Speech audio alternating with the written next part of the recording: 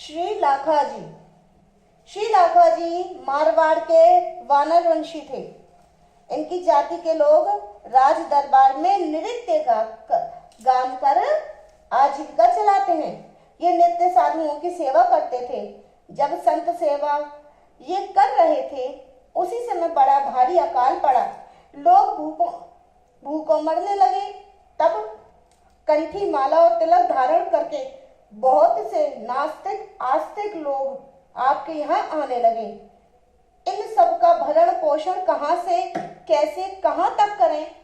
और अंततोगत्वा बहुत सोच विचार करके इन्होंने ये निश्चय किया कि इस स्थान को छोड़कर कहीं अन्यत्र चलकर रहेंगे। इनके इस निश्चय को जानकर भगवान ने इनसे स्वप्न में कहा, लाखाजी ध्यान देकर सुनो, अन्यत्र जाने का विचार न करो।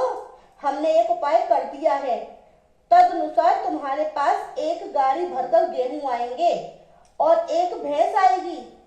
जब गाड़ी भरकर गेहूं आ जाए तब उन्हें कोठी में भर देना और उसके ऊपर के मुख को बंद कर देना। उसमें से निकालने के लिए नीचे का मुंह खोल देना। उससे आवश्यकता अनुसार अधिक से अधिक गेहूं निकलेंगे। उन्हें पीसकर रोटियां बनवाना।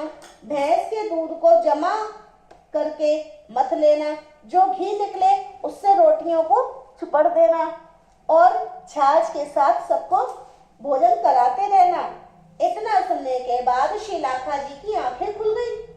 उन्होंने स्वप्न में प्राप्त भगवान की आज्ञा अपनी धर्म पत्नी को सुनाई और कहा कि यह तो हमारे मन की भावती बात हो गई। स्थान छोड़कर कहीं दूसरी जगह जाने की आवश्यकता नहीं है। प्रातः काल होते ही गेहूं भरी गाड़ी और भैंस आ गई। इन्होंने भगवान की आज्ञा के अनुसार उसी रीति से साधु संतों की सेवा की। अनेक प्रकार से उन्हें प्रसन्न किया। गेहूं भरी गाड़ी और भैंस श्री लाखाजी के घर कैसे आई, उसका वर्णन इस प्रकार है। श्री लाखाजी के निवास स्थान से कुछ दूर पर एक गांव में सभा हुई और उसमें यह निश्चय हुआ कि अपने परिवार का अपना जो एक भाई धनहीन हो गया है उसके लिए चंदा किया जाए और धन संग्रह करके उसकी सहायता की जाए।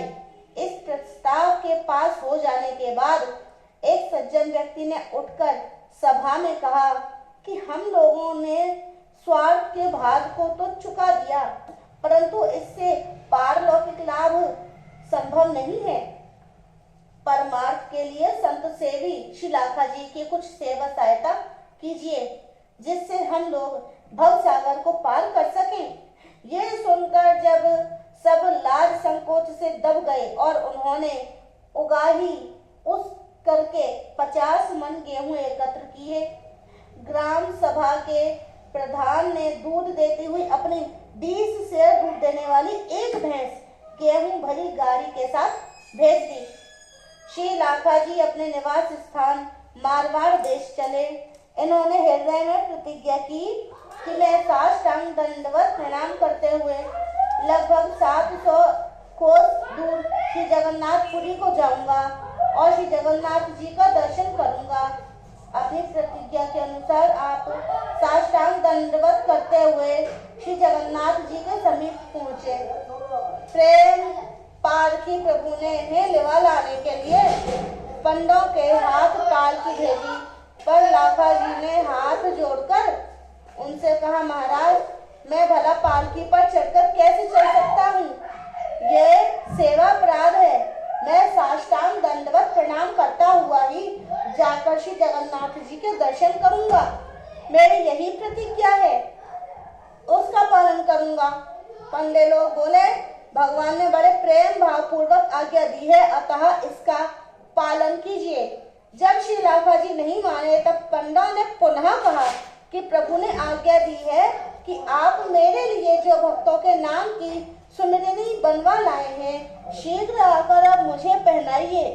ये सुनकर श्री लाखाजी ने पूर्ण विश्वास कर लिया कि सचमुच पालकी पर चढ़कर जाने की आज्ञा दी है।